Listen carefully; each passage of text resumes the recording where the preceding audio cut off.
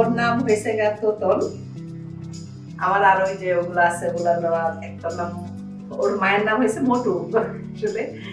আর ওই আছে লিও, মোয়েজা, পরি, ওর নাম ফাইটার, টুকটুক, তোতন, অনেক বিড়াল ছিল। আরো ওই যে ইসে দিছি, অ্যাডপশনে দিছি, ওই রাস্তা থেকে রেস্কিউ করে করে এই পর্যন্ত প্রায় শখানেক বিড়াল আমরা রেস্কিউ ইসে দিছি, অ্যাডপশনে দিছি।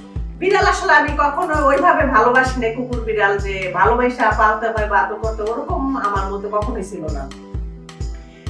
এই 2016 সালে আমরা একটা বাসায় ছিলাম ছাদের উপরে, তো ওই একটা মা বিড়াল আর কি, একটা ছোট বাচ্চা বিড়াল দৌড়াইয়া চলে আসছে আমার ঘরে। তো ছোট, খুবই ছোট বাচ্চা, প্রায় মাসখানেকের বাচ্চা। তোরে বের করতে চাইলাম, ও আলমারির নিচে ঢুকে গেছে, আর বের হয় নাই।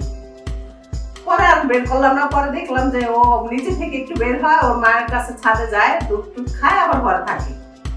ওই সেইখান থেকে আর কি মায়া করে আর কি ওর একটু খাবার টাবার দেওয়া, পালা, ওইভাবেই আর কি বিড়াল শুরু হইলো আর কি জীবনে আসে। তো আমার সর্ব বয়স্ক বিড়াল যেটা, ওটা হয়েছে 8 বছর বয়স। আর লাস্টে এই যে আছে 7-8 মাস। লাস্টে আমি ভ্যাকসিন দিয়েছি জুলাই মাসে, ওই স্প্রে করানোর জন্য। তা আছে আমার বিড়ালগুলো আলহামদুলিল্লাহ সবগুলো সুস্থ আছে।